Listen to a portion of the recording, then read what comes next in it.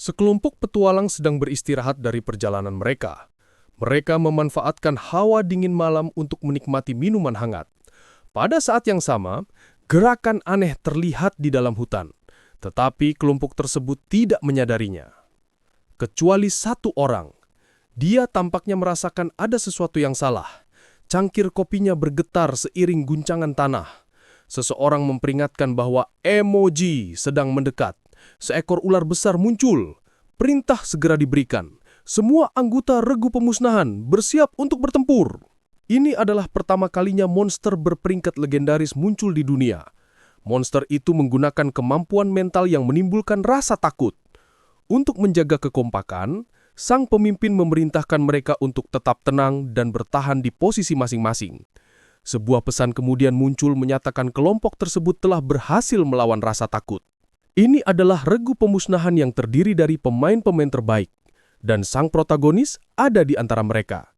Dengan bantuan buffer, pahlawan kita mengaktifkan kemampuannya. Namun, entah mengapa, dia hanya level 1. Meski demikian, dia siap bertarung.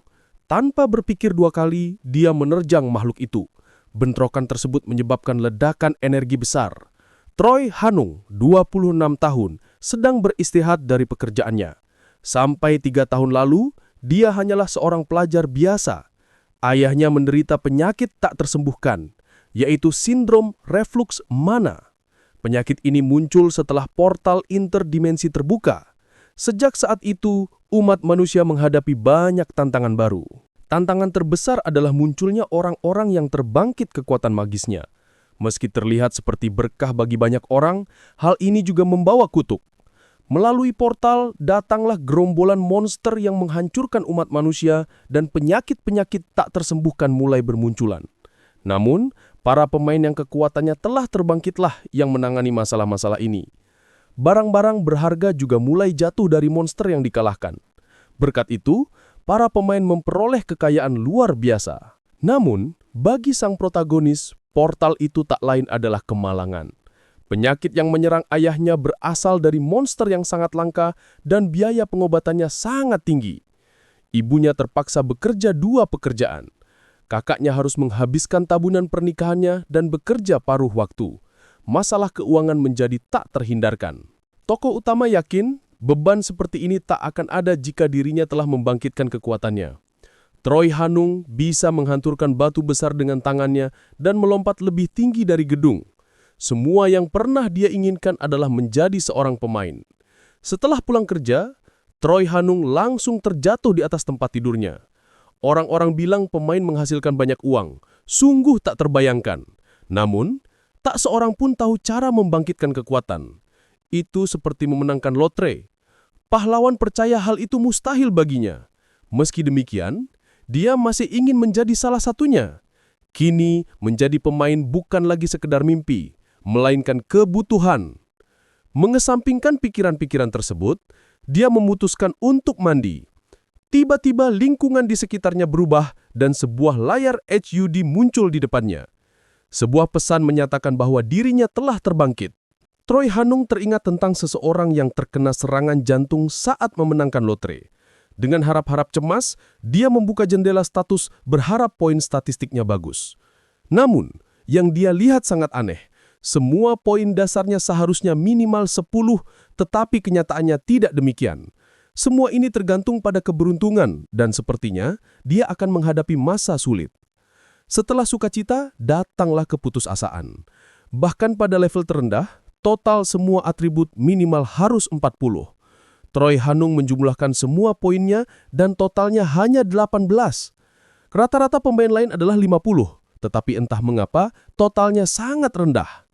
Satu-satunya kelebihan adalah setiap kali naik level, dia mendapat 5 poin tambahan.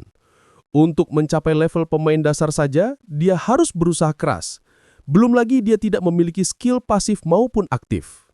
Bahkan pemain level rendah akan dihargai jika memiliki skill yang baik. Sirkat-sirkat pasti akan memperebutkannya. 99% pemain dapat memilih kelas seperti tank, warrior, atau healer sejak awal. Namun, ada satu GVL yang berbeda. Kim Hana, sejak masa mudanya, telah didukung oleh pemain tingkat tinggi berkat skill uniknya. Dia adalah satu-satunya buffer di Korea. Di sisi lain, banyak pemain gagal melewati level awal. Namun, sang pahlawan belum pernah mendengar tentang seseorang tanpa skill sama sekali dalam 19 tahun terakhir. Choi Han-ung penasaran dengan apa yang dia lihat di sistemnya, tetapi dia sudah berasumsi itu tidak akan sepadan. Sebuah daftar panjang terbuka di hadapannya. Di bagian atas, ada pedang elf langka. Setelah dilihat lebih dekat, ada senjata lain dengan peringkat yang serupa. Pahlawan berpikir itu menakjubkan, tetapi harganya sangat tinggi. Dia bertanya-tanya, apakah ada cara untuk mengkonversinya menjadi uang biasa? Ternyata, dia memiliki 2 miliar poin untuk dibelanjakan. Mungkin dia bisa menggunakan nilai dalam permainan ini. Selain itu, dia menemukan senjata peringkat legendaris. Dia tidak tahu bahwa sesuatu seperti itu ada. Masyarakat hanya pernah mendengar tentang senjata tingkat pahlawan yang paling tinggi. Choi Han-ung memilih satu sebagai contoh, tetapi tongkat Raja Iblis tidak memiliki informasi yang tersedia. Juga disebutkan bahwa senjata ini tidak dapat diperoleh oleh pemain dengan peringkat biasa. Untuk alasan tertentu, poin yang dimilikinya tidak terhitung untuk kategori tersebut. Selain itu, ada juga item terkunci satu tingkat di atas peringkat heroik. Dia menggulir ke bawah dan menemukan ramuan. Ramuan itu diklaim dapat menyembuhkan penyakit apapun. Sepertinya sistem ini menginginkan protagonis untuk berbisnis. Biasanya, orang kaya lebih tertarik pada skill tanking. Jadi protagonis memutuskan memeriksa opsi tersebut. Protagonis menemukan obat peningkat atribut. Dia menjadi tertarik pada barang-barang ini. Mungkin ada baiknya membelinya untuk dijual kembali nanti. Jika direncanakan dengan baik, pahlawan kita bisa menjadi sangat kuat. Barang itu adalah batu merah kecil, tapi aneh rasanya harus memakannya. Ketika dia menelannya, otot-ototnya langsung berkontraksi. Meski hanya meningkatkan kekuatan sebesar 1 poin, sensasinya jauh lebih intens. Setelah itu, dia membeli buku keterampilan yang mengurangi konsumsi mana sebesar 10%. Masalahnya sekarang adalah mencari tempat menyimpan buku itu. Choi Han-ung memutuskan untuk mendaftarkannya di tab penjualan. Tetapi dia menemukan fakta bahwa sistem mengambil 20% dari setiap penjualan. Meski merasa itu penipuan, dia tahu tidak ada jalan lain. Sudah waktunya memulai rencananya. Pertama, dia akan membeli lebih banyak barang penguat kekuatan. Beberapa waktu kemudian, mejanya penuh dengan permata stat. Kemudian, di asosiasi pahlawan, seorang resepsionis bertanya apa yang bisa dia bantu. Pahlawan kita mengatakan dia datang untuk mendaftar karena telah terbangun. Wanita itu menganggapnya aneh. Dia bertanya apakah protagonis benar-benar berhasil terbangun. Han-ung merasa komentar itu janggal. Wanita itu berkata, tidak ada seorang pun seusiamu yang terbangun kekuatannya sedemikian terlambat. Pahlawan kita tidak mengerti apa yang dia bicarakan. Saat itulah, dia menangkap bayangannya sendiri di kaca. Citranya, entah mengapa, adalah seorang pria tua. Seorang penjaga keamanan mencoba membantu pria tua yang terbaring di lantai. Choi Han-ung menyadari bahwa tidak ada gratis di dunia ini. Dia kemudian membuka jendela statusnya. Saat itulah dia menyadari poin-poinnya menurun. Rupanya, itu adalah poin harapan hidupnya. Sang pahlawan kini berada di rumah, memikirkan semua yang terjadi. Setelah menghitung cepat, dia menyadari hanya memiliki sekitar 1,5 tahun untuk hidup. Dia perlu mencari cara mendapatkan lebih banyak poin. Dia punya ide untuk menjual barang-barang miliknya. Pilihannya jatuh pada Nintendo-nya. Pertama, dia menguji konsol itu. Layar memintanya menempatkan video game ke dalam gambar mengambung. Ketika dia menyentuh konsolnya, benda itu begitu saja menghilang. Nintendo tersebut muncul untuk dijual dalam sistem. Rupanya itu berhasil. Dengan spesifikasinya, dia mungkin hanya mendapat sekitar $60 untuknya secara online. Dia memutuskan mencoba keberuntungan dan menetapkan harga yang jauh lebih tinggi, berharap 40 game di dalam konsol sudah cukup. Nintendo berhasil didaftarkan. Sekarang Choi Han-ung bertanya-tanya apakah harus mendaftarkan lebih banyak barang.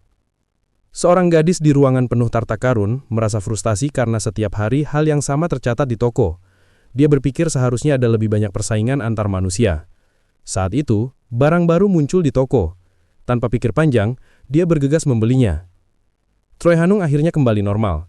Tidak hanya itu, membuktikan bahwa poin-poin tersebut terkait dengan hidupnya, itu juga berarti dia bisa memulihkannya kapanpun diperlukan. Misteri saat ini adalah, gadis itu tidak tahu harus berbuat apa dengan benda-benda ini. Dia tampak penasaran saat mengamatinya, memperhatikan angka-angka berubah sendiri.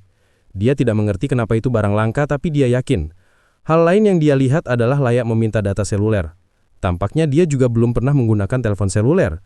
Bahkan setelah menyelidiki, dia tidak bisa terhubung ke internet. Dia tidak tahu cara kerja perangkat ini. Namun setelah mengotak-atiknya sedikit lebih lanjut, dia menemukan sesuatu yang menarik, cermin ajaib.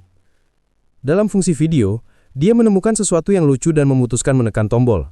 Apa yang dia lihat mengejutkannya. Dalam video tersebut, ada efek yang mengenakan topi di kepalanya. Dia berpikir sejenak, mempertimbangkan apakah akan melakukannya atau tidak.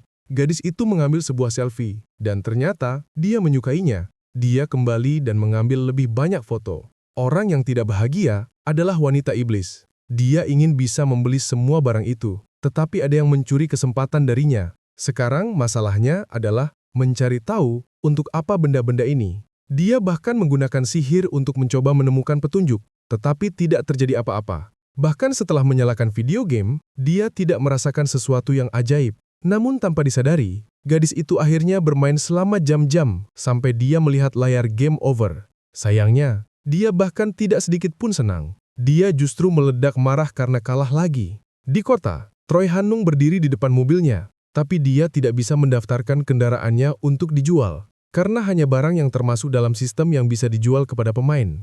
Dia merasa frustasi, dan akhirnya pergi. Di jalan, pahlawan kita melihat beberapa barang terletak di tanah. Entah mengapa, protagonis mampu mendaftarkan kipas yang rusak untuk dijual. Mungkin hanya titik tertentu yang berfungsi. Dan, ada juga batas 10 barang yang bisa didaftarkan di toko dalam satu waktu.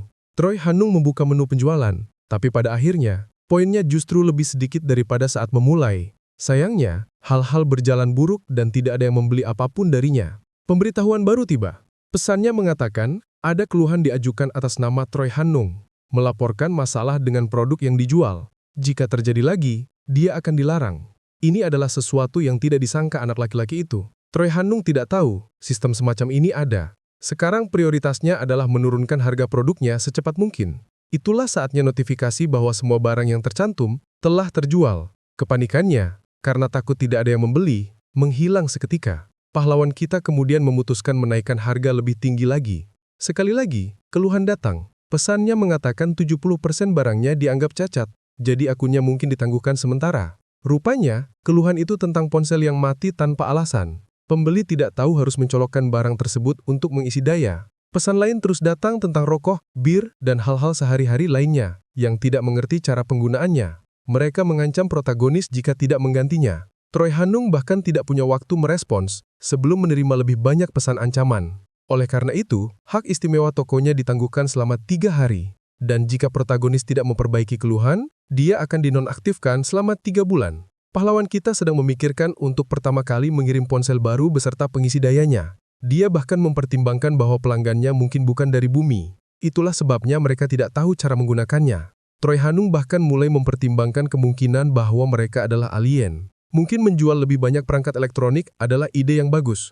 Pahlawan kita kemudian mengunjungi toko online. Harga barangnya sangat murah. Tapi Troy Hanung tidak punya cukup uang. Melihat ke dalam kantongnya, ia hanya mempunyai sedikit koin. Anak laki-laki itu bahkan mempertimbangkan menjual buku keterampilannya karena dia keluar dari pelelangan. Tapi itulah saatnya sang tokoh utama mendapat ide. Dia mengetuk teleponnya, dan waktu mulai berlalu. Di lokasi konstruksi, para pekerja tidak percaya apa yang mereka lihat. Troy Hanung membawa 3 kantong semen sendiri tanpa kesulitan. Dia bahkan mendapat pujian. Salah satu pekerja bertanya, di mana protagonis pernah bekerja sebelumnya? Pahlawan kita menjawab dengan canggung, bahwa dia hanya terbiasa. 3 hari berlalu, hanya tersisa 9 detik sebelum penangguhan berakhir. Troy Hanung hampir tidak sabar. Pembatasan akhirnya terangkat. Saatnya mendaftarkan barang baru untuk dijual. Tapi pada saat itu juga, keluhan baru didaftarkan. Anak laki-laki itu tampak gugup. Sebelum sempat membaca keluhannya, pesan lain muncul. Dari 20 item yang terjual, semuanya menerima keluhan. Artinya, dia sekali lagi ditangguhkan selama 3 hari. Dengan kata lain, seseorang mengajukan keluhan untuk setiap produknya. Salah satu pesan berasal dari seseorang yang mengeluh video game berhenti bekerja. Pemiliknya begitu marah hingga bersedia memburu pahlawan kita. Lebih banyak pesan dari orang yang sama berdatangan, menuntut agar dia mendaftarkan item baru atau mengganti yang rusak. Namun Troy Hanung bahkan tidak punya waktu untuk bereaksi dan memperbaiki masalahnya. Sekali lagi, dia diskors 3 hari. Jika tidak segera diselesaikan, penangguhan akan berubah menjadi 3 bulan. Dia bertekad untuk tidak membiarkan hal itu terjadi. Di lokasi konstruksi, orang-orang masih tidak percaya seorang pemuda bisa begitu kuat. 3 hari kemudian, dengan pembayaran di tangan dan beberapa kotak dikemas rapi, pahlawan kita berpikir bahwa pelanggan yang bermasalah jelas melakukan kesalahan. Dia kemudian berencana mendaftarkan sepasang baterai untuk dijual.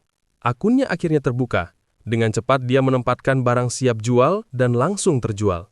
Pertama muncul pemberitahuan bahwa 14 keluhan telah terselesaikan. Segera setelah itu, 4 lainnya juga menghilang. Poinnya mulai meningkat dengan cepat. Troy Hanung merayakan keberhasilannya. Kini saat semuanya berjalan baik, dia sudah berpikir untuk mendaftarkan lebih banyak ponsel atau konsul. Namun sebelum itu, ada hal lain yang harus dilakukan. Mungkin saatnya baginya mendaftar sebagai pemain resmi. Untuk menerbitkan kartu registrasi, seseorang harus menyelesaikan kursus 3 minggu di sekolah pelatihan. Jika gagal, mereka boleh mencoba lagi. Namun jika gagal untuk kedua kalinya, mereka kehilangan hak untuk mendaftar. Hanya karena seseorang terbangun, tidak berarti mereka secara otomatis menjadi pemburu dungeon. Troy Hanung lulus ujian tanpa masalah, dan dipuji karena melewatinya dengan mudah. Namun salah satu pemain berpikir pahlawan tidak seharusnya diizinkan lulus, karena dia bahkan tidak memiliki keahlian. Seorang gadis berpikir perkataan itu kejam, tapi orang itu tidak peduli. Troy Hanung sudah tahu hal-hal seperti ini akan terjadi. 3 minggu kemudian, pahlawan kita meninggalkan sekolah. Sekelompok dari kelasnya mengundang protagonis untuk merayakan bersama. Bahkan salah satu cowok menyarankan mereka keluar minum, kecuali protagonis yang mengatakan harus pulang karena alasan pribadi. Kelompok itu tampak sedikit kecewa, tetapi Troy Hanung tidak mengeberatan karena mereka mungkin tak akan bertemu lagi. Resepsionis mengumumkan bahwa kartunya telah diterbitkan. Pahlawan kita sangat senang. Dia akhirnya mendapatkan lisensi pahlawannya. Sekarang dia bisa menjual buku keterampilannya. Jika dia mulai berburu dengan uang hasil penjualan, dia akan segera dapat menyembuhkan ayahnya. Di toko penyewaan peralatan, Troy Hanung melakukan pembelian besar dengan kartu kreditnya. Petugas hanya memperingatkan bahwa jika masa pengembalian terlampaui, denda akan dikenakan. Selain itu, dia mengucapkan semoga berhasil. Sayangnya segala sesuatu di dunia ini mahal. Menyewa peralatan dasar saja ternyata sangat mahal. Dan tanpanya, serikat bahkan tidak akan mengizinkannya mendekati dungeon, belum lagi ada biaya masuk untuk setiap misi.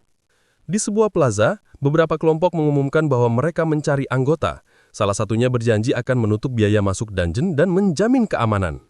Permintaan sangat tinggi untuk tank dan penyembuh, yang masuk akal meskipun level dungeonnya rendah. Monster tetaplah monster. Pada jendela statusnya, jelas bahwa pahlawan kita telah sangat meningkatkan atributnya. Keterampilan uniknya adalah membeli dan menjual barang. Dengan statistik tersebut, dia bisa bergabung dengan kelompok manapun, tetapi itu bukan tujuannya. Rencananya adalah berburu kelinci sendirian dan berpura-pura bahwa kemampuan khusus yang dimiliki itu benar-benar dibeli. Troy Hanung menuju ke salah satu portal. Salah seorang staf bertanya apakah pahlawan kita benar-benar pergi sendirian, dan dia menegaskannya. Setelah itu, perjalanannya disetujui.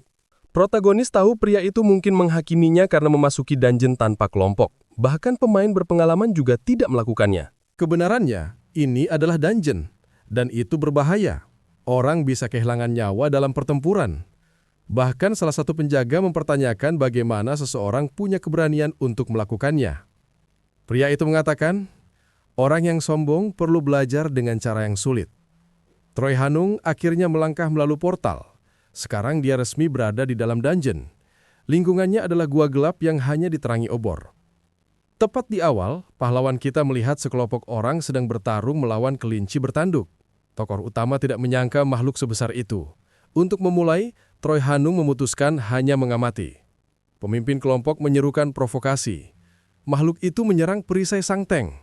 Untuk sesaat sepertinya dia bisa menahannya, tapi pertahanannya jebol. Salah satu dari mereka menyuruhkan seluruh kelompok untuk menyerang. Meski telah mengikuti kursus 3 bulan, semua orang ini hanyalah orang biasa beberapa waktu lalu. Itulah sebabnya hampir mustahil bagi mereka untuk memburu monster. Setelah menerima penyembuhan, sang tank mendapat cadangan. Kelinci terkena serangan langsung di wajah. Pada saat itu, kelompok tersebut mencoba memanfaatkan celah tersebut. Troy Hanung menyadari bahwa dia telah meremehkan dungeon hanya karena levelnya rendah. Salah satu prajurit mencoba keberuntungan membukul. Kelinci pun mencoba membela diri, tetapi tidak ada gunanya. Untungnya pedang mengenai sasarannya. Akhirnya, monster jatuh kalah. Troy mencatat bahwa pertarungan itu memakan waktu 8 menit, sementara kelompok lain membutuhkan setidaknya 3. Sementara itu, Para penjaga tidak memperhatikan apa yang terjadi. Lencana mereka menunjukkan mereka adalah petugas keamanan. Rupanya mereka hanya peduli jika seseorang dalam situasi mengancam jiwa. Itu berarti dia tidak perlu khawatir tentang penjaga. Atributnya lebih dari cukup untuk bermain solo. Troy Hanung mengaktifkan mode siluman. Tubuhnya hampir menghilang dalam kegelapan. Sebuah kelompok memberi selamat kepada pemain lainnya.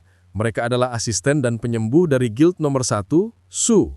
Untuk menyemangatinya, sang penyembuh memberitahu pasangannya bahwa mereka pasti akan menemukan apa yang mereka cari. Asisten itu tersenyum, terhibur oleh dukungan. Asisten lainnya mengatakan jika mereka melihat sesuatu, mereka akan melaporkannya segera. Tapi gadis itu hanya berterima kasih karena mereka sopan. Mereka bilang, skillnya lebih dari cukup untuk menangkap apa yang dia cari, tapi si asisten tampaknya tidak sepenuhnya setuju. Keduanya meminta maaf pada saat yang sama. Tampaknya gadis-gadis itu khawatir karena mereka telah berburu selama 15 hari. Yang diinginkan si asisten adalah maju ke kelas keempat. Tapi untuk itu, dia harus menemukan bos kelinci bertanduk. Meski monster itu lembah, dia bersembunyi dengan sangat baik. Tetap saja, saat muncul, dia berjanji akan menyelesaikannya seketika. Kedua orang itu mengaktifkan jubah bayangan mereka dan bergerak lebih dalam ke dalam dungeon. Juni bertanya apakah pasangannya telah mendengar rumor. Dia bilang pemimpin tim 3 dan dukungan dari tim 2 ada di bagian gudang suplai. Tapi sebelum bisa melanjutkan gosip, keduanya melihat sesuatu di kegelapan. Seseorang sedang berjalan di antara bayangan. Amy mengatakan dia akan berpura-pura tidak melihat apa-apa, tapi sekarang dia melihatnya juga. Tizon menjanga-manjang apakah anak laki-laki itu datang sendiri atau terpisah dari kelompoknya. Asistennya memperhatikan petualang itu dengan seksama. Dia berasumsi bukan pilihan kedua, karena anak itu tidak memiliki satu goresan pun. Jadi misterinya tetap, mengapa dia sendirian? Kemudian, Anne melihat sesuatu yang lebih mengejutkan. Anak laki-laki itu mengenakan peralatan sewaan. Dia hanya seorang pemula yang berkeliaran sendiri. Keduanya berasumsi dia idiot. Untuk berburu sendirian di sini, seseorang harus setidaknya level 35. Namun dalam sedetik, mereka menelan kata-kata mereka. Dengan satu pukulan, Troy Hanung menjatuhkan kelinci itu. Pahlawan kita sedang bergetar. Dia tidak menyukai perasaan itu, tetapi itu penting bagi keluarganya. Dan itu bukan yang pertama. Dia sudah memburu banyak, tapi masih belum mendapatkan barang apapun. Protagonis mengaktifkan mode siluman lagi dan menyerang kelinci dari belakang. Tapi sekali lagi, dia tampak tidak menyukai perasaan tersebut. Gadis-gadis itu bingung. Juni melihat bahwa pasangannya tegang. Anne sedang berpikir keras. Dia mengingat aturan 20 level. Ketika seseorang memburu monster di dekat tingkat mereka, mereka bisa mendapatkan jumlah normal pengalaman dan item. Tapi jika berburu makhluk 20 level di bawah, Anda tidak mendapatkan apa-apa. Dengan kata lain, kemungkinan tidak mendapatkan satu item pun sangat besar. Oleh karena itu, Anne berpendapat ini pasti pertama kalinya anak laki-laki itu ke sini. Juni bertanya apakah pasangannya mengenalnya, tapi dia tidak tahu siapa orangnya. Namun pada saat ini, dia hanya ingin mengamatinya sedikit lagi. Akhir pula dia tidak ada hal lain yang dapat dilakukan. Troy Hanung mengaktifkan sudden ambush dan tampaknya anak laki-laki itu beruntung. Sebuah permata akhirnya jatuh. Ini adalah yang kelima berhasil dia dapatkan. Tapi sang tokoh utama tidak pernah membayangkan naik level akan sesulit ini. Setelah mengalahkan begitu banyak monster, dia berharap untuk naik level sekarang. Akan lebih mudah jika ada bar pengalaman seperti dalam permainan video game. Pahlawan kita berharap 1 jam sudah cukup. Tapi setelah 5 jam, dia masih di level yang sama. Pasti ada sesuatu yang salah. Biasanya seseorang membutuhkan waktu paling lama 2 hari untuk naik level. Memang, pahlawan kita menyadari sesuatu tidak benar. Juni berkomentar bahwa suasananya terasa berat. Troy Hanung sangat kecewa. Dalam 10 hari terakhir, dia mendapatkan lebih dari 100 juta poin dari penjualan. Tapi setelah seharian berburu, dia hanya memperoleh total 100 poin. Meski begitu, dia ingin tetap optimis. Salah satu kelinci mencoba menyerangnya dari belakang, tapi pahlawan kita menyelesaikannya dengan 1 pukulan. Troy Hanung berdiri, siap untuk putaran berikutnya. Sekelompok kelinci datang ke arahnya. Pahlawan kita bersiap. Dengan 1 serangan, dia menebas semua monster sekaligus.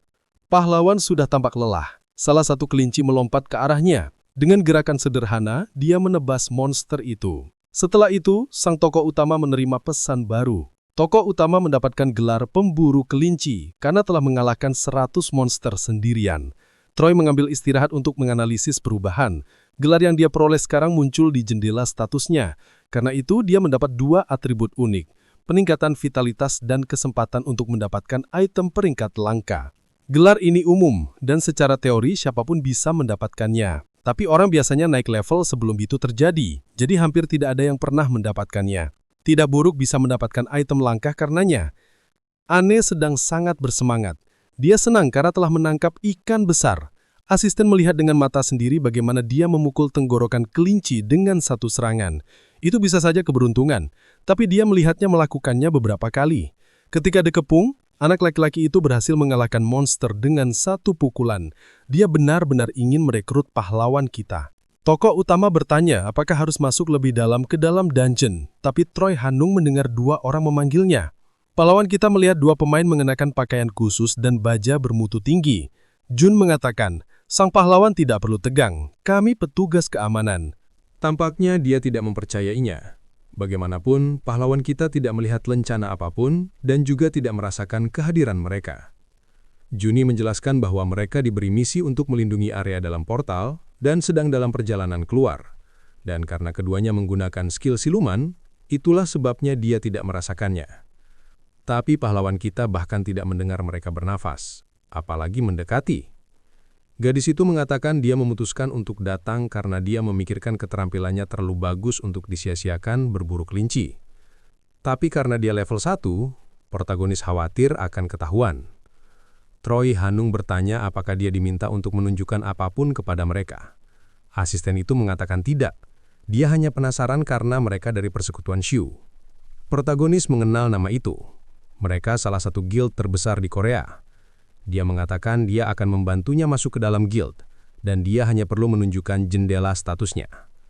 Pahlawan kita sedang dalam situasi sulit, karena dia memiliki penalti yang menghalanginya naik level. Troy Hanung percaya bahwa pemain dengan statistik seperti dia akan dianggap mencurigakan. Dan tanpa peduli seberapa banyak dia berburu, levelnya tidak naik. Pahlawan kita mengatakan dia tidak punya niatan bergabung dengan guild manapun. Lalu dia membalikkan punggungnya padanya. Ani mencoba menghentikannya pergi. Tokoh utama tampak terkejut dengan reaksinya. Gadis itu bertanya dengan penasaran, apakah dia tidak tahu siapa Guild Shu itu? Dia bilang dia tahu, jadi dia ingin tahu kenapa masih menolak bergabung. Protagonis menjelaskan bahwa dia tidak suka terikat pada siapapun, dan bahwa dia tidak membutuhkan guild saat ini. Dia bahkan bertanya apakah dia sudah bersama tim lain, tapi pahlawan kita terus menyangkal mengatakan dia lebih suka menyendiri. Rupanya, kedua gadis yakin dengan jawabannya. Hanung mengucapkan selamat tinggal kepada mereka. Namun Ani memberinya kartunya jika dia berubah pikiran. Dia menerimanya dan memutuskan pergi. Namun, sebelum itu, dia bertanya apakah mereka bisa meninggalkan dungeon bersama. Dia mengatakan itu akan mempermudah segalanya untuk semua orang. Tapi sekali lagi, dia menolak kontak apapun dengan pemain lain. Ani merasa perilaku anak laki-laki itu sangat kasar. Temannya mengatakan bahwa dia mungkin bertindak seperti itu untuk saat ini, tapi suatu hari akan menyesalinya. Sebelum hal lain terjadi, gadis-gadis itu memutuskan pergi. Kembali ke permukaan, protagonis berkomentar bahwa dia harus lebih berhati-hati. Tapi kemudian sesuatu menarik perhatiannya. Troy Hanung menuju ke pangkalan taksi. Di dalam kendaraan, pengemudi bertanya kemana dia ingin pergi. Pahlawan kita hanya memintanya menyetir. Troy Hanung mencari jawaban di teleponnya. Dia meminta supir membawanya ke dungeon rubah darah.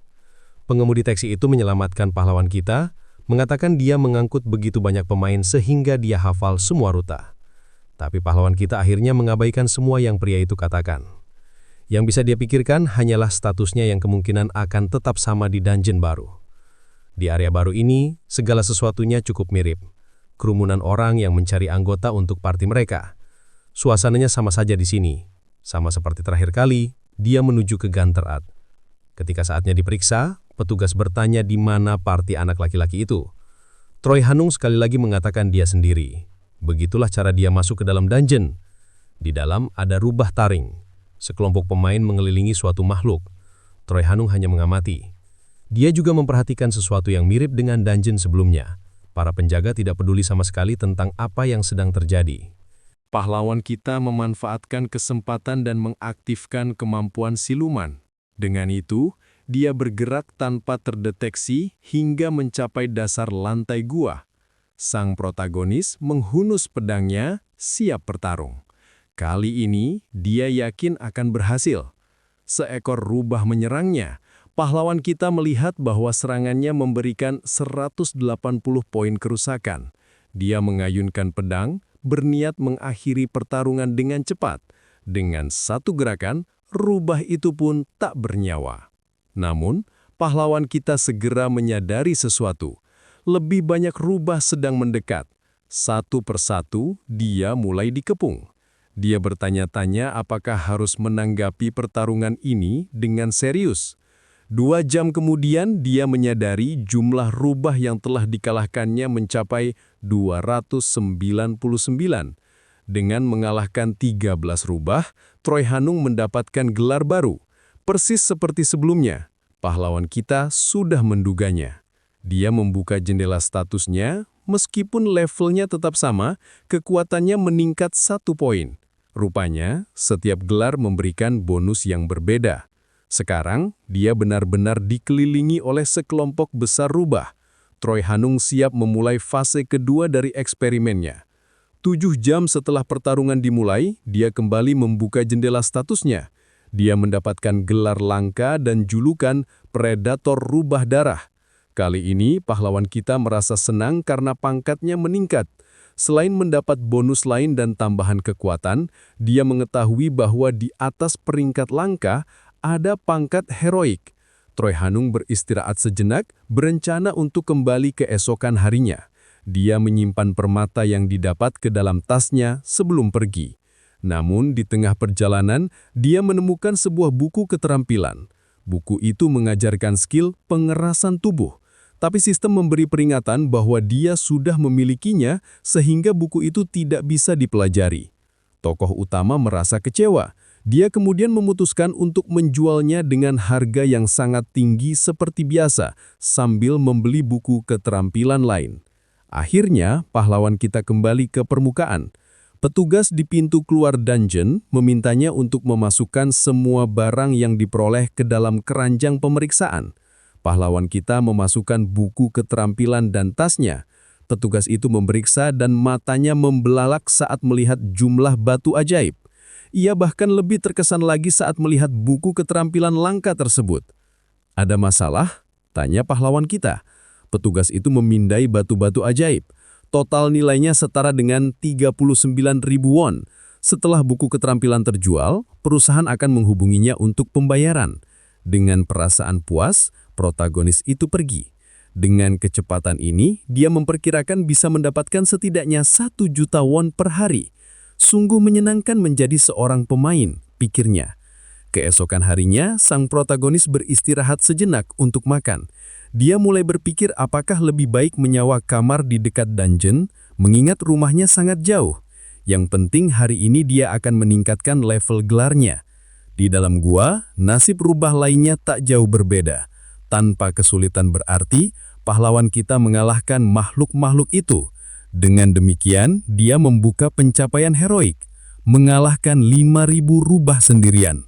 Sebuah pesan baru muncul. Pahlawan kita adalah orang pertama yang mendapatkan gelar berperingkat heroik. Sang protagonis terkejut menjadi yang pertama. Meskipun merasa agak seperti curang, di sisi lain ini adalah hal yang baik. Di jendela statusnya, poinnya kini total 100 dan semua atributnya meningkat setidaknya plus 20. Troy Hanung juga menemukan informasi baru. Gelar ini bisa ditingkatkan lagi menjadi peringkat legendaris. Pahlawan kita bertanya-tanya apakah ini sepadan dengan usahanya. Tapi bukan untuk hari ini. Saat ini, dia terlalu lelah. Dia berjanji pada dirinya sendiri untuk mencobanya lain kali. Untuk saat ini, dia terlalu lelah. Dia berjanji akan kembali besok. 10 hari kemudian, pahlawan kita telah menyewa sebuah kamar hotel dan sedang menyantap makanannya. Di dalam dungeon, dia mengalahkan kelompok rubah lainnya.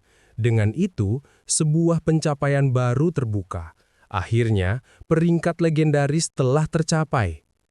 Troy Hanung pingsan karena kelelahan. Di layar, ada satu lonjakan lagi. Setiap atributnya meningkat sebesar 40 poin. Pahlawan kita hampir tidak bisa menahan tawanya. Dia sangat senang pada dirinya sendiri. Namun, ini adalah level maksimum yang bisa dicapai gelarnya. Sayangnya, karena protagonis menginginkan lebih, Troy Han bersiap untuk berangkat. Tidak perlu terlalu khawatir, karena ada tempat lain di mana dia bisa melakukan hal yang sama. Kembali ke Dungeon Kelinci, Troy Han sedang melawan sekelompok monster. Salah satunya mencoba menyerangnya dari belakang. Namun, pahlawan kita hanya mendorongnya dengan gagang pedangnya. Dan itu sudah cukup untuk membanting makhluk itu ke dinding. Rupanya, sang tokoh utama telah mencapai level di mana dia bisa mengalahkan makhluk-makhluk ini dengan tangan kosong. Tapi untuk hari ini, cukup. Di hotel, Troy Han menerima pesan bahwa barang yang dia daftarkan telah terjual, tetapi dia harus mengambil pembayarannya secara langsung. Pahlawan kita memutuskan untuk mampir ke rumah lelang. Resepsionis meminta pahlawan kita untuk memeriksa apakah semua dokumen sudah benar sebelum menandatangani. Saat itulah, dia tersadar dengan kenyataan mengejutkan. Rumah lelang mengenakan biaya 42% untuk setiap barang yang terjual. Bahkan pahlawan kita pun tidak berkaya. Oleh karena itu, dia memutuskan untuk berhenti menjual buku melalui mereka. Pahlawan kita tahu dia harus berburu dengan cerdas. Dia telah mendapatkan 10 juta hanya dari batu ajaib.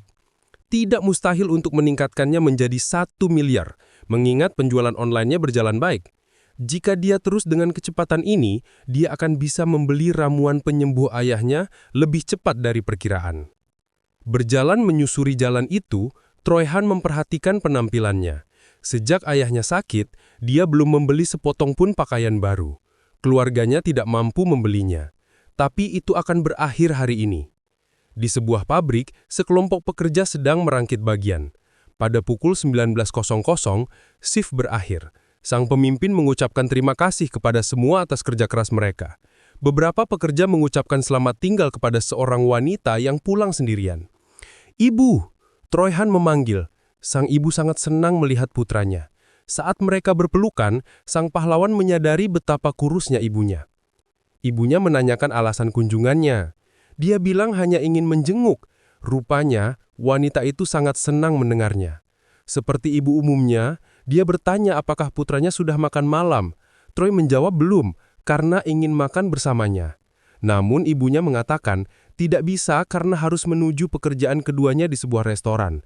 Dia menarik sejumlah uang dari sakunya, menaruhnya di tangan Troy, dan memintanya untuk membeli sesuatu untuk dimakan. Troy Han tahu ibunya juga belum makan, dan itulah sebabnya dia ingin ibunya ikut bersamanya. Tapi ibunya bersikeras hanya akan makan di restoran tempat dia bekerja. Pahlawan kita bahkan menawarkan untuk membantunya, tapi tentu saja ibunya menolak. Sang protagonis memutuskan untuk ikut ke restoran. Akhirnya, dia memberitahu ibunya bahwa dirinya telah terbangun. Ibunya tampak sangat terkejut. Dia bahkan meminta putranya mengulangi apa yang baru saja dikatakannya. Troy menunjukkan lisensi pahlawannya dan mengatakan bahwa kini dia telah menjadi seorang pemain, sehingga ibunya bisa berhenti bekerja di restoran. Hal pertama yang diucapkan ibunya adalah, "Itu berbahaya." Pahlawan kita berkata dia akan berhati-hati, tapi yang terpenting adalah ibunya tidak perlu bekerja di sana lagi. Namun ibunya tetap menolak, mengatakan bahwa menjadi pemain tidak menjamin pendapatan. "Sejak awal orang bilang kamu bisa lebih banyak mengeluarkan daripada yang kamu hasilkan," katanya. Troy Hanung setuju, tapi kemudian menunjukkan berapa banyak yang telah dihasilkannya. Dia membuka dokumen di ponselnya, memperlihatkan saldo yang mencapai 1 miliar won. Dengan uang itu, dia berharap ibunya bisa berhenti bekerja, membayar tagihan rumah sakit ayah, dan kini mereka bisa hidup sedikit lebih nyaman. Mendengar itu, ibunya langsung menangis. Troy yang pemalu memintanya berhenti menangis. "Selama ini orang tua yang merawatku sepanjang hidup," katanya. "Sekarang giliran kalian untuk beristirahat." Ibunya hanya bisa berkata, "Terima kasih." Kemudian di restoran, dia memperkenalkan putranya kepada staf. Troy bahkan membantu mencuci piring sehingga semua pekerjaan bisa diselesaikan lebih awal malam itu. Di akhir hari, mereka berpamitan dan pulang ke rumah bersama. Kakaknya menjemput mereka di rumah. Gadis itu tidak mengerti mengapa ibunya pulang lebih awal, tapi sang protagonis berjanji ada alasannya. Ketiganya duduk bersama di ruang tamu. Pahlawan kita mengumumkan bahwa dia telah terbangun dan telah menghasilkan banyak uang. Kakaknya menyaksikan angka di ponsel Troy bertambah dari hari ke hari hingga mencapai 1 miliar won. Dia hampir tidak percaya dengan apa yang dilihatnya. Troy Hanung berjanji bahwa mulai sekarang mereka tidak perlu lagi bekerja sekeras dulu. Kakaknya tidak bisa menahan air matanya. Semuanya menjadi sangat sulit akhir-akhir ini, akunya. Hari itu, Troy Hanung tidur dengan senyum di wajahnya. Keesokan harinya, tokoh utama mengatakan akan keluar. Ibunya bertanya jam berapa dia akan kembali. Aku akan kembali setelah berhenti dari pekerjaanku, jawabnya. Ibunya khawatir dia akan pergi dengan pakaian biasa, tapi pahlawan kita mengatakan dia bisa mengambil perlengkapannya di dekat dungeon. Dengan itu, dia mengucapkan selamat tinggal dan berangkat. Ibu protagonis mencoba menelpon putranya, tapi panggilannya langsung masuk ke kotak suara. Dia berharap anaknya tidak sampai terluka. Pada saat itu, Troy Hanung terlihat sedang berjalan. Anak laki-laki itu menjelaskan bahwa lalu lintas padat, jadi dia datang dengan berjalan kaki. Ibunya memberinya pukulan ringan di kepala karena khawatir. Di rumah sakit, ayahnya terbaring di ranjang. Melihatnya dalam kondisi seperti itu, Troy Hanung bersumpah akan menyembuhkannya. 10 hari kemudian, sang protagonis mendapatkan gelar legendaris setelah berhasil memburu 10.000 kelinci. Melihat jam tangannya, hari masih pagi, dan dia masih punya beberapa jam untuk berburu. Sebuah taksi menurunkannya di depan dungeon berikutnya. Tapi tidak seperti yang lain, tidak ada seorang pun di sini. Sebuah tanda bertuliskan, ini adalah dungeon kelelawar vampir. Direkomendasikan untuk level 10-15. Pahlawan kita mengetahui bahwa ukuran mereka normal, tetapi mereka selalu bergerak dalam kelompok besar. Biasanya, memburu mereka tanpa parti penuh akan sangat sulit. Troy Hanung melintasi portal dengan mode siluman, aktif. Penjaga yang sedang mengobrol di dekatnya bahkan tidak menyadari kepergiannya. Pahlawan kita merasa situasi ini aneh, tetapi dia siap memulai perburuan. Dia mengaktifkan perisai di sekeliling tubuhnya untuk memancing kelelawar menyerang. Untuk memastikannya, dia menusuk jarinya sendiri. Saat mencium aroma darah, para makhluk itu langsung menyerang. Tokoh utama merasa seolah-olah kegelapan itu sendiri sedang menyerbu ke arahnya. Massa bayangan dan sayap bergerak menyatu, menyelimuti pahlawan kita. Di dalam perisai, dia mengaktifkan mantra bola api. Cahaya api mengungkapkan kerumunan kelelawar yang berusaha mati-matian menerobos penghalang. Namun api yang lemah juga menunjukkan bahwa pahlawan kita sedang kesulitan menggunakan 2 keterampilan sekaligus. Dia memusatkan perhatiannya untuk mengintensifkan api. Sebuah dungeon dengan makhluk sekecil ini ternyata menimbulkan banyak masalah. Pada akhirnya itulah yang terbaik yang bisa dia lakukan. Bola apinya menerobos perisai dan memicu ledakan besar di dalam gua. Dampaknya begitu kuat sehingga semua kelelawar musnah sekaligus. Perisainya pun akhirnya retak. Bahkan sang pahlawan sendiri tidak menyangka akan seperti ini. Namun sebelum sempat merayakan, gelombang baru kelelawar terbang menuju dirinya. Troy Hanung segera menyiapkan mantra api lainnya. Kelelawar itu menyerang dengan kecepatan penuh. Dia melemparkan bola api ke arah mereka. Segera setelah itu, dia menerima pemberitahuan untuk pencapaian baru. Jika semuanya berjalan baik, dia bahkan mungkin mendapatkan gelar legendaris hari ini. Yang lebih penting adalah mengetahui berapa banyak batu ajaib yang bisa dikumpulkan. Di dalam kegelapan, sang protagonis melihat sesuatu yang aneh. Di tengah bayang-bayang di dalam kegelapan, terdapat sebuah pedang yang berbentuk seperti kelelawar. Bahkan sang tokoh utama pun tidak menyangka ini. Rupanya mana dari semua kelelawar yang dikalahkan itu menyatu membentuk senjata ini. Troy Hanung mengambil pedang dari tanah. Dia menerima pesan bahwa senjata tersebut memiliki kemampuan pasif yang memungkinkan pengguna mengembalikan kesehatan saat pedang menyerap energi musuh. Tokoh utama sangat menyukai efek ini. Namun yang paling penting baginya adalah pertanyaan apakah mungkin mendapatkan lebih dari 1 pedang seperti ini. Pahlawan kita menemukan bahwa meski monster-monster itu lemah, jika banyak yang mati sekaligus, mana mereka dapat menyatu menjadi item langka. Bayangkan jika sekelompok monster langka dikalahkan dalam 1 waktu. Seminggu kemudian, pahlawan kita menyadari mungkin tidak semudah itu. Hanya permata biasa yang jatuh ke tanah. Setelah pedangnya, mana hanya menyatu 1 kali lagi. menghasilkan sebuah jubah hitam dengan daya tahan yang lumayan di dalam tasnya. Tapi itu langka, hanya namanya saja. Sang protagonis memutuskan menghentikan perburuan ini. Lebih baik pergi ke dungeon lain dan mengumpulkan gelar lainnya. Beberapa hari kemudian, ibunya menanyakan apakah dia baik-baik saja, mengingat mereka menghabiskan banyak uang untuk membeli rumah. Tapi pahlawan kita berjanji tidak akan berlebihan. Ketika mereka masuk ke agen properti, petugas menyambut mereka.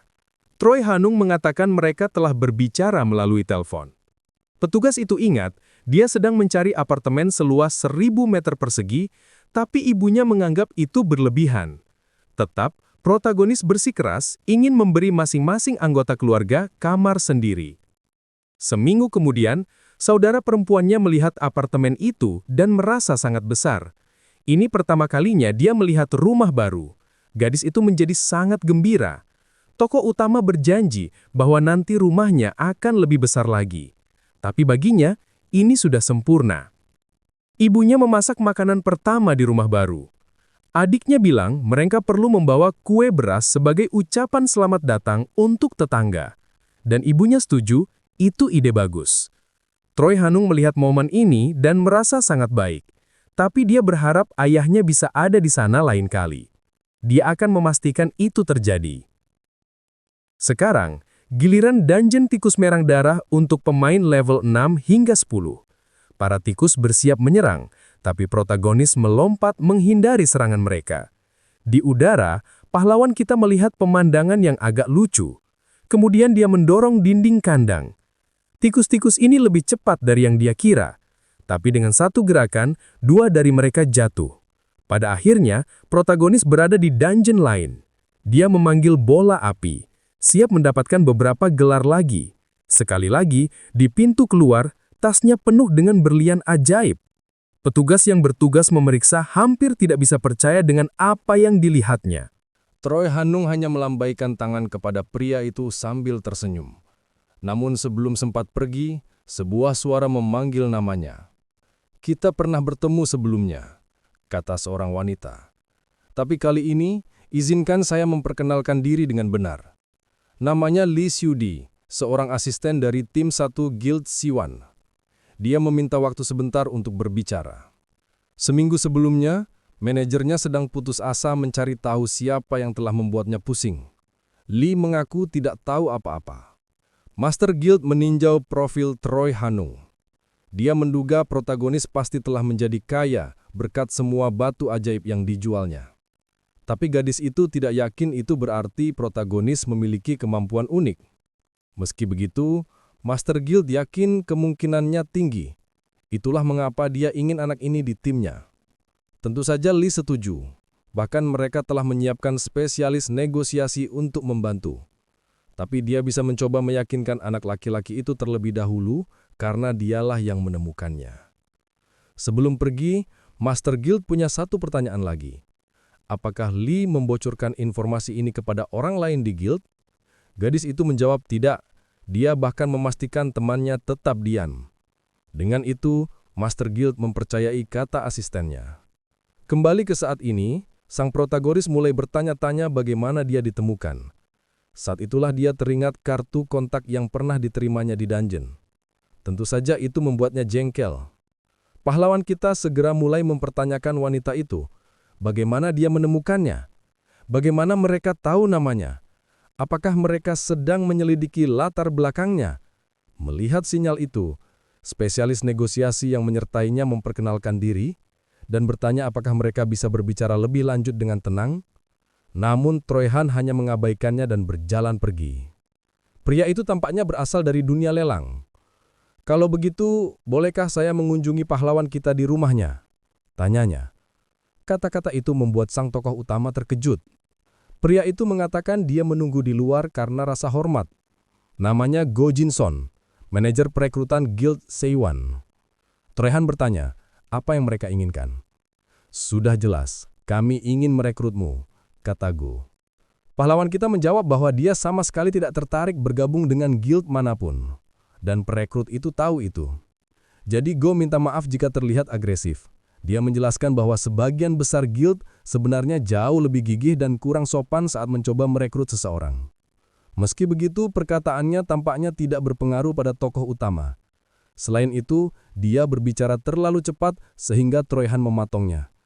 Pahlawan kita bertanya, "Berapa bonus penandatanganan dan berapa gaji tahunan yang akan saya terima?" Go menjawab, "Itu tergantung pada level dan atribut orang tersebut." Pada saat itulah, pahlawan kita mulai menyadari mereka mulai menunjukkan kartu mereka. Namun si perekrut berjanji bahwa setidaknya, untuk saat ini, dia akan mendapatkan bonus penandatanganan 100 juta won dan gaji tahunan 10 juta won. Tokoh protagonis terkejut. Meskipun mereka mungkin meremehkannya, jumlah yang ditawarkan masih sangat besar. Mungkin mereka menginginkannya sebagai pemain utama. Namun ini masih terdengar tidak masuk akal. Troy Han belum pernah mendengar guild manapun menawarkan uang sebanyak itu kepada pemula. Kecuali tentu saja untuk satu orang, Kim Hana. Satu-satunya buffer di negara itu yang telah membuktikan nilainya kepada dunia. Hal itu tidak berlaku bagi Troy Hanu. Pahlawan kita memiliki kemampuan unik untuk membeli dan menjual, tetapi mereka pasti tidak mengetahuinya. Saat mendapatkan kartu pemainnya, dia memastikan hanya levelnya yang terlihat. Saat itulah sang protagonis menyadari apa yang sebenarnya terjadi. Apakah semua ini karena batu ajaib? Tanya Troy Hanung. Perekrut itu mengatakan tidak tahu apa yang dia bicarakan. Itu hanya sesaat, tapi Lee bereaksi. Bisa dilihat bahwa si perekrut benar-benar tidak tahu. Namun Lee justru melakukan pekerjaan yang buruk dalam menyembunyikan reaksinya. Tapi tidak mungkin sebuah guild besar akan mengejar seseorang hanya untuk batu ajaib. Mereka mungkin sudah menduga sang tokoh utama memiliki kemampuan yang unik. Perekrut itu ingin tahu apa yang sedang dipikirkannya. Lagi pula, dia tidak rugi apapun. Troy Hanung memulai dengan mengatakan bahwa menunjukkan jendela statusnya tidak memberinya keuntungan apapun. Kemudian dia menambahkan bahwa Gu belum memberikan janji nyata. Perekrut itu mengatakan akan menjanjikan segalanya setelah melihat status pahlawan kita. Troy Hanung membalas, "Saya ingin bonus 100 juta di muka. Setelah itu saya akan menunjukkan apapun yang kalian inginkan dan bergabung dengan guild." Sekali lagi, perekrut bersikeras perlu melihat jendela status terlebih dahulu. Jadi, dengan itu, sang protagonis mengakhiri percakapan. Troy Hanung menduga sesuatu seperti ini akan terjadi. Rupanya dia harus lebih berhati-hati dengan penjualan batu ajaibnya. Dia telah menarik perhatian yang cukup untuk diselidiki. Pada saat itu, sang pahlawan menerima panggilan dari nomor tak dikenal. Dan sekali lagi itu adalah perekrut yang sama. Troy Hanung segera menutup telepon. Anak laki-laki itu sudah kehabisan kesabaran. Kemudian di rumah, sebuah pesan tiba lagi mencoba membujuknya untuk bergabung dengan guild. Sudah kehabisan kesabaran, sang protagonis mengangkat teleponnya dan memblokir kontak tersebut. Sekali lagi, Troy pergi berburu. Setelahnya, di pintu keluar dungeon, pahlawan kita kembali ditunggui, tapi protagonis mengabaikannya sepenuhnya. Di dalam dungeon lainnya, makhluknya adalah kadal biru. Tetapi kelompok monster ini dapat dikalahkan dengan mudah. Tokoh protagonis sudah cukup lelah. Tapi hal-hal berkaitan dengan peningkatan level akan segera tuntas. Tidak lama lagi dia akan bisa membeli eliksir penyembuh itu. Dungeon berikutnya adalah rumah bagi serigala merah utama. Direkomendasikan untuk level 15-20. Area ini tidak seperti yang sebelumnya, cukup ramai meski tidak terlalu padat. Seekor serigala raksasa sedang diserang oleh sekelompok petualang. Dari dekat, pahlawan kita yakin makhluk ini lebih kuat dari kadal yang dia lawan sebelumnya.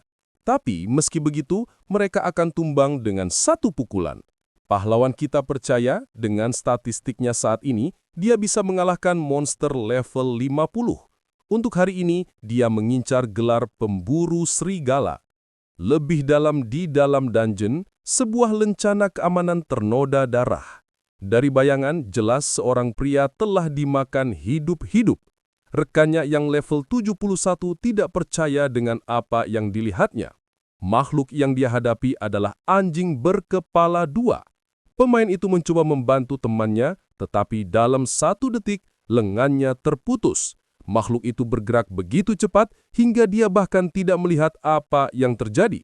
Dalam kepanikan, dia mencoba melarikan diri, namun dengan satu serangan, nyawanya pun melayang. Tokoh utama tidak perlu berjalan jauh untuk menemui orang. Karena dungeon ini populer, area ini cukup ramai. Pahlawan kita menganggapnya sangat memprihatinkan. Portal-portal ini mulai muncul 10 tahun yang lalu, dan bahkan setelah penemuan dungeon heroik yang baru selalu bermunculan seiring bertambahnya pemain baru setiap tahun. Seekor serigala melompat untuk menyerang, tetapi Choi Han-nung memenggal kepalanya di udara. Bahkan sebelum tubuhnya mendarat, kelompok serigala lainnya sudah menunggu. Dengan cepat, dia menyiapkan bola api. Dengan mudah, dia meledakkan mereka semua dengan satu serangan. Kelompok lain sudah bersiap menyerang. Pahlawan kita mengangkat perisainya, tetapi dia malah meninju serigala itu. Kemudian dia merantainya menjadi combo dengan serangan pedang. Tepat setelah itu, sang pahlawan bersiap meluncurkan sihir serangan rudal yang langsung meledakkan salah satu serigala. Kawanan serigala dan protagonis saling menatap. Sang protagonis mengejek mereka untuk mendekat. Tanpa rasa takut, serigala-serigala itu menyerang dan tokoh utama melompati mereka. Pada akhirnya, Choi Han-nung menyelesaikan pertempuran dengan cepat dan sudah mendapatkan gelar pertamanya di sini. Pahlawan kita menemukan kemampuan pedang vampirnya sangat berguna. Sepertinya area ini sudah dibersihkan, jadi Choi Han-nung memutuskan untuk melanjutkan lebih dalam. Sekelompok kecil sedang melawan beberapa monster. Choi Han-nung baru saja mengabaikan mereka, tetapi kemudian dia menemukan kelompok lain yang juga sedang bertarung. Karena sangat ramai, pahlawan kita memutuskan untuk menuju ke dungeon lain. Namun, sebelum itu, dia mendengar jeritan putus asa. Ketika protagonis berbalik, dia melihat dua pemain tewas pada saat yang sama. Matanya bertemu dengan mata makhluk raksasa itu. Seorang pemain wanita mencoba berlari, tetapi dia terinjak seperti lalat. Potongan tubuh sang gadis melayang di udara dan mendarat di dekat kaki protagonis. Melihat itu, Choi Han-nung merasa ingin muntah. Anjing berkepala 3 itu telah memusnahkan seluruh rombongan pemain. Menghadapi anjing besar itu untuk pertama kalinya, pahlawan kita merasa tegang. Dengan gerakan cepat, anjing itu mencoba menghancurkannya. Namun, tokoh utama mengelak dengan mudah. Untuk pertama kalinya, Choi Han-nung merasa hidupnya benar-benar dalam bahaya. Tokoh utama bersembunyi di balik batu, tetapi makhluk itu menyerang tepat di tempatnya bersembunyi. Choi Han-nung tidak menduga kemampuan silumannya akan gagal. Dia bahkan melompat untuk melarikan diri. Meski serangan itu hanya mengenai 9, armor sewaannya sudah hancur.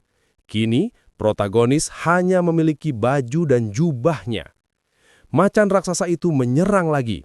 Sang pahlawan melompat dan menghantamkan perisainya ke hidung makhluk itu, membuatnya terpana.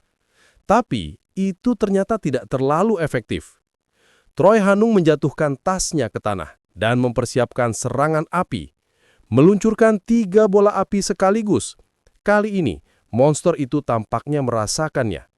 Choi Han-nung meraih barang-barangnya dan mencoba melarikan diri, karena sihirnya tidak menyebabkan kerusakan sebanyak yang diharapkan. Monster ini sungguh tangguh. Dungeon ini ditujukan untuk pemain level 20. Choi Han-nung menembakkan 2 bola api lagi. Dia mengenai 2 kepala sekaligus. Tetapi, jika terus begini, mananya akan cepat habis. Bahkan dengan gangguan, protagonis terkena pukulan dari belakang. Untungnya, Choi Han-nung selamat. Jubahnya jauh lebih tahan lama daripada peralatan sewaan. Anjing itu mencoba memukulnya lagi, tetapi sia-sia. Pahlawan kita khawatir akan kehabisan tenaga dengan kecepatan ini. Dengan cepat, dia membuka sistem pembelian dan menemukan permata yang meningkatkan ketangkasan. Di tengah-tengah pengejaran, dia berhasil menelan permata itu. 20 menit kemudian, dia sudah cukup pulih. Sekarang total statistiknya mencapai 849. Dengan itu, dia melemparkan bola api. Separuh wajah anjing itu terbakar oleh ledakan tersebut. Pada serangan pertama, dia menghindar. Untuk serangan kedua, makhluk itu menggunakan cakarnya untuk menangkis. Meski begitu, monster itu terluka. Dengan kecepatan ini, protagonis akan memenangkan pertarungan dengan cepat. Namun, macan raksasa itu mulai beregenerasi dengan cepat. Kini, sudah jelas bahwa bola api saja tidak akan cukup. Mungkin ini tidak akan semudah itu. Pahlawan kita menemukan bahwa monster itu lemah terhadap api, tetapi dia membutuhkan sesuatu yang lebih kuat untuk mengatasinya. Saat dia berlari, anjing raksasa itu mengejarnya. Pahlawan kita menemukan sebuah keterampilan yang mungkin bisa dibelinya. Masalahnya, harganya mahal dan dia khawatir akan kesehatannya. Tetapi saat ini, yang dia butuhkan hanyalah bertahan hidup.